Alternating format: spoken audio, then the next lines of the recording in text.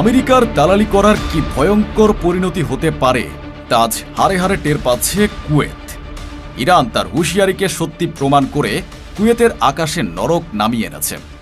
মার্কিন প্রভুদের খুশি করে নিজেদের মাটি ব্যবহার করতে দেওয়ার অপরাধে ইরানের আগুনে আজ জ্বলছে কুয়েত।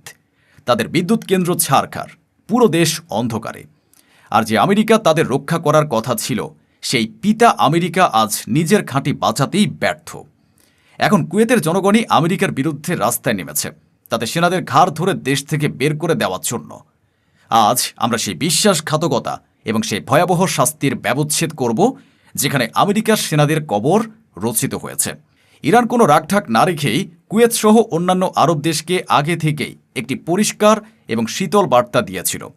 তারা বলেছিল, যদি তোমাদের ভূখণ্ড ব্যবহার করে আমাদের উপর কোনো হামলা করা হয়, তাহলে আমরা তোমাদের এক বিন্দুও ছাড় দেব না। তোমাদের মাটিও আমাদের জন্য যুদ্ধক্ষেত্র হয়ে যাবে। কিন্তু কুয়েতের শাসকরা, যারা আমেরিকার দেওয়া সুরক্ষার মিথ্যা আশ্বাসে বিশ্বাস করে, তারা এই হুঁশিয়ারিকে অগ্রাহ্য করেছিল। তারা ভেবেছিল আমেরিকার বিশাল সামরিক শক্তি তাদের রক্ষা করবে। যে আমেরিকা 1991 সালে সাদ্দামের হাত থেকে তাদের রক্ষা করার নাটক করেছিল, সে আমেরিকার কাছেই তারা নিজেদের সার্বভৌমত্বকে পুরোপুরি সঁপে দিয়েছিল।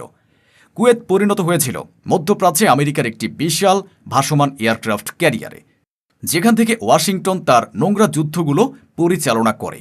তারা তাদের মাটি, তাদের আকাশ, তাদের সম্মানকে আমেরিকার পায়ের কাছে তুলে দিয়েছিল ইরানকে আঘাত করার জন্য। আর সে বিশ্বাসঘাতকতার মূল্য ইরান তাদের কড়ায় গণ্ডায় বুঝিয়ে দিয়েছে। যখন ইরান ইরাক সীমান্ত থেকে আমেরিকার ড্রোন বা বিমান উড়ে গিয়ে ইরানে হামলা চালায়, তখন ইরান তার প্রতিশোধের জন্য শুধু মার্কিন ঘাঁটিগুলোকেই টার্গেট করেনি। তারা এমন এক জায়গায় আঘাত এনেছে যা পুরো কুয়েতকে নাড়িয়ে দিয়েছে। ইরানের নির্ভুল মিসাইল যখন কুয়েতের প্রধান বিদ্যুৎ কেন্দ্রের বুকে একটি বজ্রের মতো আঘাত হানল, তখন মুহূর্তের মধ্যে আধুনিক কুয়েত সিটি পরিণত হল এক ভুতুড়ে অন্ধকারে। যে শহরের আকাশ আলোয় ঝলমল করত, তা আজ ইরানের ক্রোধের আগুনে নিমজ্জিত। হাসপাতাল, বাড়ি, রাস্তা সব কিছু অন্ধকারে ডুবে গেল। আর সেই সময়ে আমেরিকার $1 বিলিয়ন এয়ার ডিফেন্স সিস্টেম, তাদের পেট্রিয়ট মিসাইল, তাদের বিশ্বসেরা রাডার কি করছিল? তারা চেয়ে চেয়ে দেখছিল। তারা তাদের ভৃত্য রাষ্ট্রকেও রক্ষা করতে পারেনি। নিজেদের ঘাঁটি রক্ষা করা তো দূরের কথা। যে কুয়েতকে সাদ্দামের হাত থেকে বাঁচানোর গল্প শুনিয়ে আমেরিকা এতদিন ধরে তেল চুরি করছিল, সে কুয়েত আজ কেন আমেরিকার পাতা ফাঁদে পা দিয়ে নিজেদের সর্বনাশ ডেকে আনল? ইরানের একটি মাত্র হামলায় কিভাবে একটি দেশের বিদ্যুৎ কেন্দ্র ধ্বংস হয়ে যায় এবং আমেরিকার $1 বিলিয়ন এয়ার ডিফেন্স সিস্টেম কাগজের বাঘের মতো চেয়ে চেয়ে দেখে? আর সবচেয়ে বড় প্রশ্ন, ইরান যখন ডোনাল্ড ট্রাম্পের স্বাক্ষরিত কপি ছিঁড়ে ফেলে ঘোষণা দেয়, তোমাদের প্রতিশ্রুতিতে আমাদের বিশ্বাস নেই, এটা কি শুধু একটি অপমান, নাকি মধ্যপ্রাচ্যে আমেরিকার যুগের আনুষ্ঠানিক সমাপ্তির ঘোষণা? ইরানের হামলা কুয়েতের শাসকদের জন্য যতটা না অপমানজনক ছিল, তার চেয়েও বড় বিপর্যয় নিয়ে এসেছে তাদের জনগণের পক্ষ থেকে। কুয়েতের সাধারণ মানুষ, যারা আগে থেকে জানত যে তাদের দেশে থাকা মার্কিন ঘাঁটি থেকে ইরানের বিরুদ্ধে হামলা চালানো হচ্ছে, তারা এখন আর চুপ করে বসে নেই।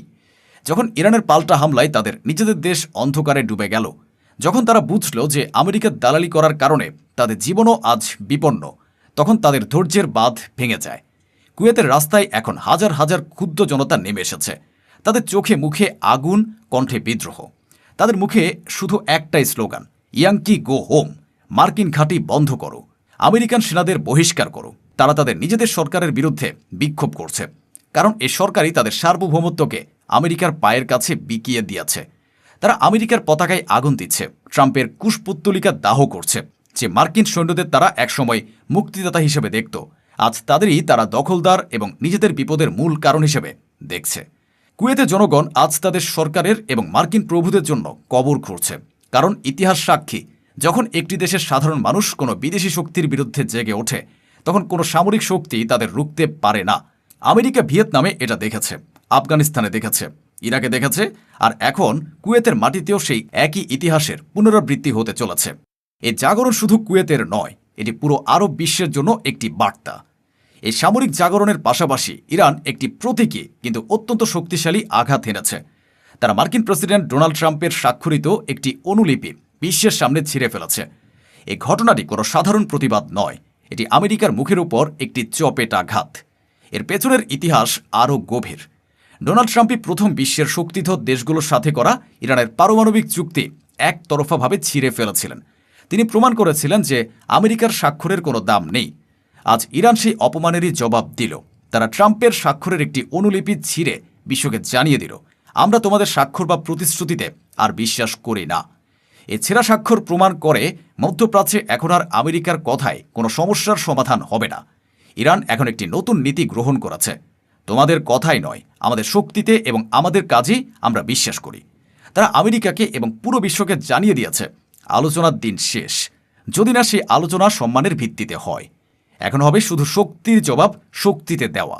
আমেরিকার বিশ্বাসযোগ্যতা আজ সেই ছেঁড়া কাগজের মতোই ডাস্টবিনে নিক্ষিপ্ত হয়েছে, যা তারা নিজেরাই শুরু করেছিল। এই ঘটনার পর কুয়েতে অবস্থিত মার্কিন ঘাঁটিগুলো এখন আর কোনো সুরক্ষিত দুর্গ নয়। এগুলো এখন পরিণত হয়েছে ইরানের মিসাইল এবং ড্রোনের জন্য জ্বলন্ত টার্গেটে। প্রতিটি মার্কিন ঘাঁটি এখন একটি টাইম বোমার উপর বসে আছে, যা যে কোনো মুহূর্তে বিস্ফোরিত হতে পারে। এই ঘাঁটিগুলো এখন আর ফরওয়ার্ড অপারেটিং বেস নয়, এগুলো এখন আমেরিকার জন্য এক একটি খাঁচা। এর ভেতরে থাকা মার্কিন সৈন্যরা আর কোনো যোদ্ধা নয়, তারা এখন তাদের নিজেদের সরকারের ভুল পররাষ্ট্র নীতির কারণে পণবন্দী। তাদের মনোবল ভেঙে পড়েছে। তারা জানে যে কোনো মুহূর্তে আকাশ থেকে ইরানের মিসাইল